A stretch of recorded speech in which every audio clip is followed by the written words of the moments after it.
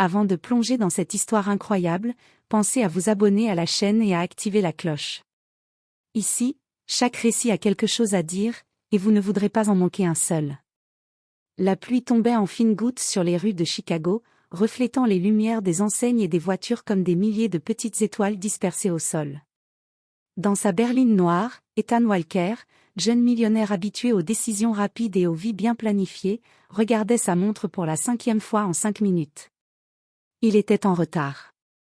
Une réunion capitale l'attendait, une de celles qui pouvaient décider de l'avenir de son empire naissant. Pourtant, dans ce flot de pensées et de stress, quelque chose capta son regard. Sur le trottoir, sous l'ombre d'un pont, une silhouette frêle se tenait là, un bébé serré contre elle, ses vêtements usés trempés par la pluie. La femme leva les yeux vers lui. Dans ses prunelles fatiguées mais déterminées, il y avait un appel silencieux, une force inattendue qui contrastait avec sa fragilité apparente. Ethan freina brusquement. Le monde des affaires, les réunions, les contrats, tout cela s'effaça en un instant. Ce qu'il vit n'était pas une scène banale de la ville. C'était un moment suspendu, un choix à faire, une rencontre qui allait tout bouleverser. En cet instant précis, Ethan ne savait pas que sa vie ordonnée, rapide et calculée venait de croiser celle d'une jeune femme et de son bébé, et que rien ne serait jamais plus comme avant. Ethan Walker roulait à toute vitesse dans sa berline noire. Son agenda débordait de réunions, d'appels et de décisions qui pouvaient rapporter ou faire perdre des millions en un instant. Aujourd'hui, cependant, il était en retard pour une réunion cruciale avec des investisseurs internationaux. Les messages de son assistant vibraient sans cesse dans la voiture, « Vous allez rater le deal du siècle ». Soudain, un mouvement attira son attention. Sous un pont humide, une jeune femme tenait un bébé emmitouflé dans une couverture sale. Elle avait l'air épuisée, mais il y avait dans ses yeux quelque chose qui arrêtait Ethan net, une force tranquille, une dignité silencieuse malgré la misère. Ethan freina brusquement, faisant grincer les pneus sur l'asphalte mouillé. Il descendit de sa voiture et s'approcha lentement. « Excusez-moi, je peux vous aider ?» demanda-t-il, sentant sa propre voix trahir une inquiétude inhabituelle. La jeune femme le regarda avec méfiance, comme si chacun de ses gestes était suspect. « Pourquoi vous vous en souciez ?» dit-elle d'un ton froid. « Vous n'êtes pas comme moi, vous avez sûrement mieux à faire. » Ethan esquissa un léger sourire. « Peut-être. Mais je peux voir que vous et ce bébé, vous avez besoin d'aide maintenant. Je ne peux pas simplement passer à côté. » Le bébé émit un petit gazouillis, et quelque chose dans ce son fit fondre la résistance de la femme. Elle hésita, puis hocha la tête. « Bon, si vous insistez, » dit-elle finalement, sa voix plus douce. « Mais sachez que je ne demande rien. » Ethan fit un signe de tête et lui proposa de la conduire à un refuge proche, sec et sûr. Tandis qu'ils marchaient sous la pluie, un silence respectueux s'installa entre eux. Ce silence, pourtant, était lourd de promesses et de mystères. Ce qu'Ethan ignorait, c'est que cette rencontre fortuite allait bouleverser non seulement sa journée, mais toute sa vie. Le monde qu'il connaissait, fait de contrats et de profits, était sur le point d'être confronté à la réalité crue de la vie, de la résilience et de l'humanité. Le refuge était modeste mais chaleureux, avec des murs couleur crème et un sol ciré qui reflétait la lumière des lampes. Ethan tenait la porte pour la jeune femme, qui avançait avec précaution, son bébé blotti contre elle. « Vous pouvez rester ici un moment » dit Ethan en désignant un petit canapé près de la cheminée. « Il y a du thé chaud et des couvertures. » La jeune femme s'assit, serrant son bébé contre elle. Elle avait le regard méfiant mais curieux. « Merci, je m'appelle Mia » dit-elle enfin, brisant le silence.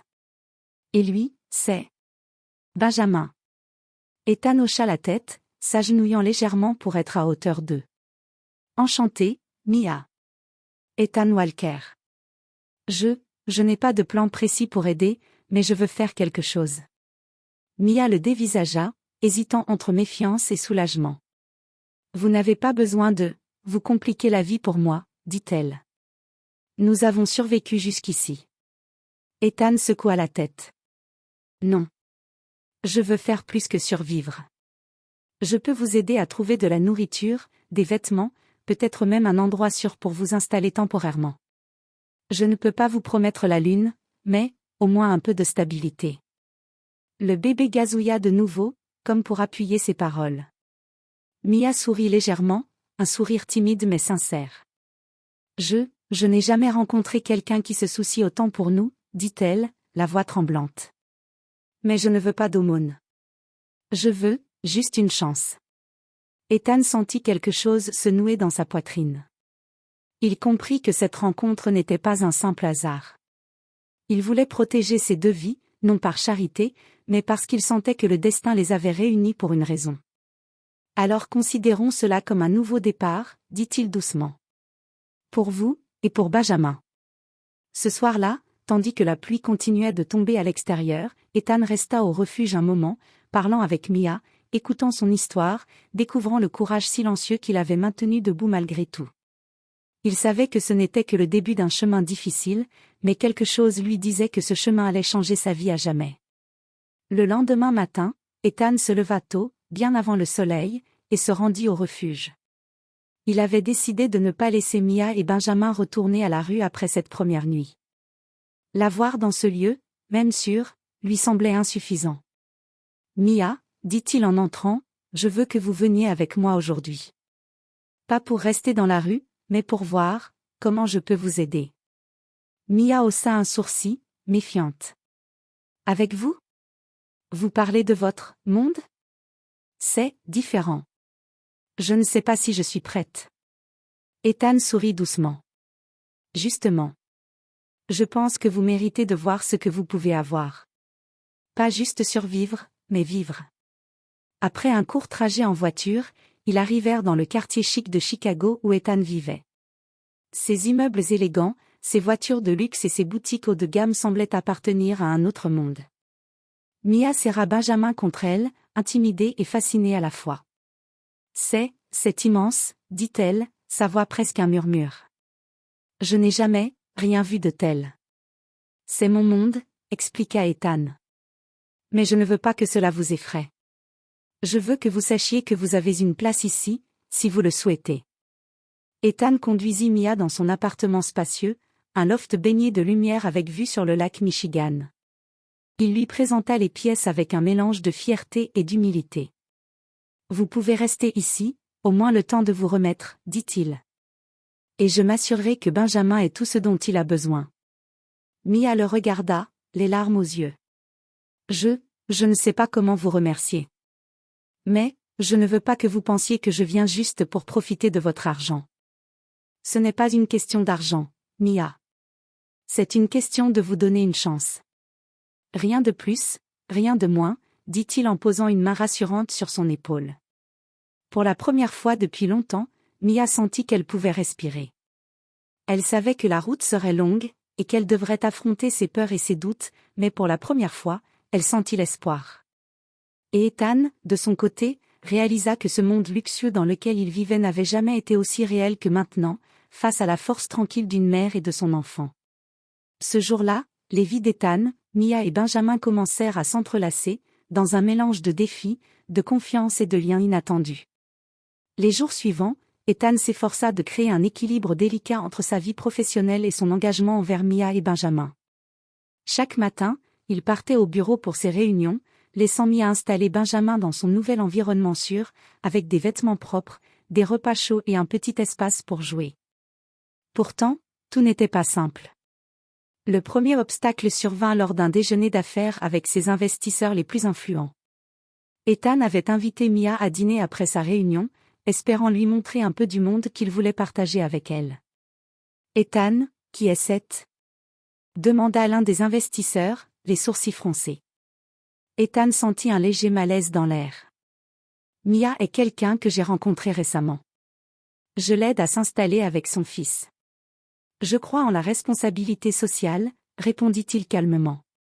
Vous prenez un risque énorme, lâcha un autre investisseur. Cela pourrait nuire à votre image, à votre entreprise. Ethan posa sa main sur la table, le regard sérieux. Je comprends vos inquiétudes, mais ma décision est prise. Je ne compromettrai pas ma vie pour le profit seul. Plus tard, de retour à l'appartement, Mia l'accueillit avec un sourire, mais elle pouvait sentir le stress et les doutes qui l'habitaient. Il pense que je ne devrais pas être là, et que Benjamin ne devrait pas, dit-elle, hésitant. Mia, ce n'est pas nous qui devons changer pour eux, répondit Ethan. C'est eux qui doivent comprendre. Vous et Benjamin méritez une chance, et je vous la donnerai, quoi qu'il arrive. Le soir venu, alors qu'ils dînaient ensemble, Mia confia son passé à Ethan. Elle lui parla de la perte de ses parents, de la pauvreté qui l'avait forcé à survivre dans la rue, et de sa peur constante pour Benjamin. Ethan écouta, silencieux, comprenant que la vraie bataille ne serait pas contre les investisseurs ou la société, mais contre les blessures invisibles du passé. Vous êtes incroyablement forte, dit-il doucement. Et je sais que vous allez surmonter tout cela. Je serai là pour vous aider. Pour la première fois depuis longtemps, Mia sentit qu'elle pouvait croire à un avenir meilleur. Mais à l'horizon, des défis encore plus grands se profilaient, la curiosité et le jugement du monde extérieur, la pression sociale et professionnelle, et la peur que tout ce fragile équilibre ne s'effondre. Ce soir-là, Ethan réalisa que protéger Mia et Benjamin ne se limiterait pas à leur offrir un toit ou des vêtements. Il devrait les défendre contre le monde entier, et surtout, contre les préjugés profondément ancrés de la société dans laquelle ils vivaient. Quelques jours plus tard, Ethan invita Mia et Benjamin à un gala de charité auquel ils devaient assister. Il voulait qu'ils commencent à s'habituer à son monde et aux interactions sociales qui l'accompagnaient.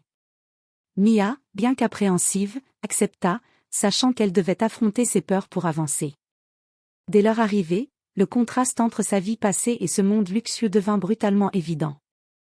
Les invités, vêtus de robes longues et de costumes impeccables, murmuraient entre eux, leurs regards scrutant Mia et son bébé. « Ethan, je crois que certains me regardent bizarrement », murmura-t-elle, serrant Benjamin contre elle. « Ignorez-les, dit-il doucement. Vous êtes ici parce que vous méritez d'y être, pas pour leur approbation. » Cependant, au moment où ils approchèrent du buffet, une femme riche et arrogante, tenant un verre de champagne, les interpella. « Et vous êtes » demanda-t-elle avec un sourire condescendant. Mia sentit la colère et la gêne monter.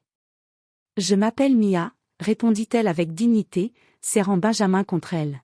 « Et ceci est mon fils, Benjamin. » La femme éclata de rire, attirant les regards des invités autour. « Oh, je vois, vous êtes, eh bien, différente. C'est surprenant de vous voir ici. » Ethan s'interposa, son visage sérieux et autoritaire. « Mia est ici parce qu'elle a autant le droit que quiconque d'assister à cet événement.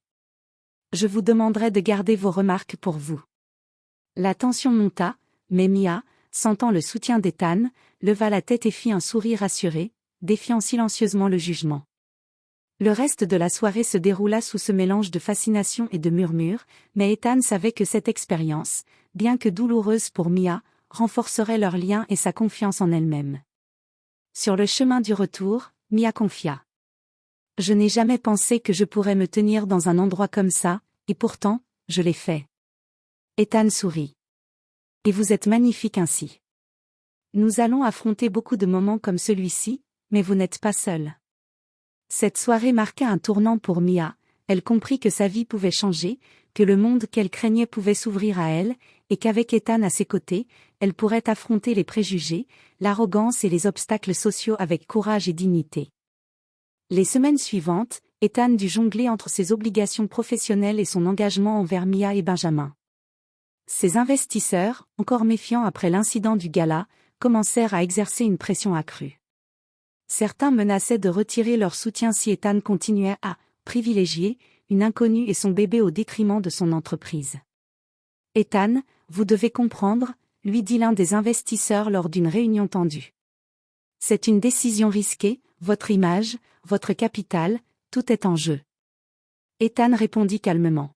« Je comprends vos préoccupations, mais Mia et Benjamin ne sont pas un projet ou un risque financier. Ce sont des êtres humains, et je ferai tout ce qui est nécessaire pour les protéger et les soutenir. » Pendant ce temps, Mia commença à s'adapter à ce nouveau monde, découvrant des aspects qu'elle n'aurait jamais imaginés, l'accès à une éducation de qualité pour Benjamin, des soins médicaux, et la possibilité de sortir de l'ombre de la pauvreté.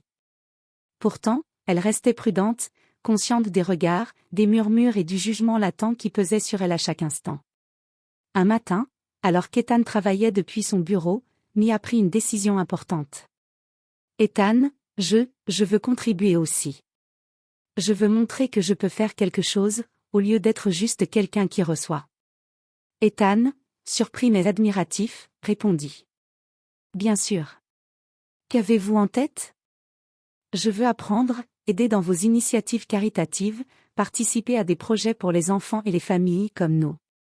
Je veux faire une différence. Ethan sourit, sentant sa fierté grandir. C'est exactement ce que je voulais entendre. Vous êtes plus forte que vous ne le pensez, Mia. Cette détermination nouvelle de Mia commença à changer la dynamique entre eux. Ethan réalisa que leur relation n'était pas seulement basée sur la protection et l'aide financière, mais sur le respect mutuel, l'admiration et la volonté de s'élever ensemble, malgré les obstacles. Cependant, les pressions extérieures ne faiblissaient pas. Les investisseurs continuaient de critiquer ses choix, certains employés se montraient sceptiques, et le monde social d'Ethan restait rempli de regards scrutateurs. La route serait longue, mais Ethan et Mia étaient désormais liés par une force invisible, la conviction qu'ensemble, ils pouvaient affronter le monde et en sortir plus forts. Quelques semaines plus tard, Ethan invita Mia et Benjamin à un événement public organisé par son entreprise, une cérémonie de remise de prix pour les projets caritatifs qu'il soutenait. Mia, encore hésitante à se montrer en public, sentit son cœur battre à toute vitesse lorsqu'ils arrivèrent devant la foule de journalistes et de photographes. Respirez profondément, Mia, murmura Ethan en lui tenant la main. Vous êtes ici pour montrer qui vous êtes, pas pour plaire à tout le monde. La cérémonie débuta, et Ethan fut appelé sur scène pour présenter un projet destiné à aider les familles dans le besoin. À sa grande surprise, il invita Mia à le rejoindre. Mia a une histoire inspirante, dit-il devant la foule. Elle représente toutes les mères courageuses et résilientes qui se battent chaque jour pour leur famille. Le murmure des invités se fit entendre. Certains semblaient admiratifs, d'autres sceptiques. Mais Mia, sentant le soutien d'Ethan et des yeux de Benjamin qui brillaient d'innocence, leva la tête et parla avec assurance. Merci, dit-elle. Je suis ici pour montrer qu'aucune situation difficile ne définit une personne. Chaque mère, chaque enfant mérite une chance, et nous devons nous soutenir les uns les autres. Un silence respectueux suivit ces mots, avant qu'un tonnerre d'applaudissements éclate dans la salle. Les journalistes prirent des photos, et les caméras captèrent chaque geste. Pour la première fois, Mia se sentit puissante, non pas à cause de l'argent ou du luxe, mais grâce à sa voix et sa dignité. Cependant, toutes les réactions n'étaient pas positives. Une femme influente du monde des affaires, jalouse et condescendante, murmura à son entourage. Qui est cette femme pour se tenir ici comme si elle appartenait à ce monde? Ethan, entendant les murmures, resserra sa main sur celle de Mia. Ne vous laissez pas atteindre par leur jalousie. Vous êtes là parce que vous méritez d'y être. Ce soir-là, en rentrant à l'appartement, Mia confia. Je n'ai jamais pensé que je pourrais parler devant tant de gens, et pourtant, je l'ai fait. Et vous avez inspiré des centaines de personnes, dit Ethan en souriant. Vous voyez? Ce monde peut être effrayant, mais il peut aussi vous donner la chance de briller. Pour Mia, cette expérience marqua un tournant. Elle comprit que la reconnaissance et le respect ne dépendaient pas de l'origine ou du statut, mais de la force intérieure, du courage et de la vérité.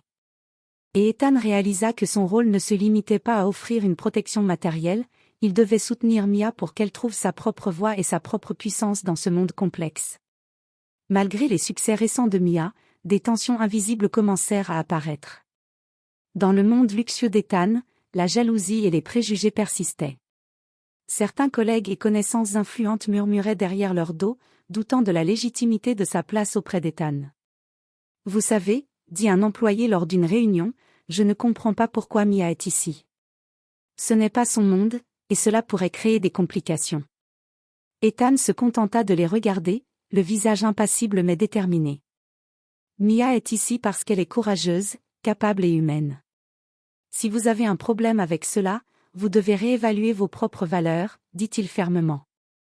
Cependant, Mia ressentait le poids des jugements. Malgré sa dignité, les murmures et les regards condescendants ravivaient ses anciennes insécurités. Un soir, alors qu'elle promenait Benjamin dans le parc, elle confia ses doutes à Ethan. Je me sens comme si je ne devais pas être ici. Comme si je n'avais pas ma place dans votre monde. Ethan s'agenouilla pour être à hauteur de son regard. Mia, écoute-moi. Ce n'est pas votre monde ou le mien qui compte. Ce qui compte, c'est ce que vous apportez et la force que vous avez. Vous avez affronté des choses que beaucoup n'oseraient même pas imaginer, et vous êtes debout, avec Benjamin à vos côtés. Vous êtes plus forte que tout jugement. Mia inspira profondément, sentant la vérité dans ses paroles. Elle savait que la route serait longue, et que chaque victoire serait accompagnée de nouveaux défis. Mais elle comprit que sa valeur ne dépendait pas des murmures des autres, mais de sa propre confiance et de son courage. Cette nuit-là, Ethan et Mia parlèrent longuement de leurs peurs et de leurs espoirs. Benjamin dormait paisiblement dans son berceau, symbole silencieux de l'avenir qu'ils construisaient ensemble. Peu importe ce que le monde pense, dit Ethan. Nous avons une famille maintenant. Nous allons affronter tout cela ensemble. Et Mia, pour la première fois depuis longtemps, sentit qu'elle n'était plus seule.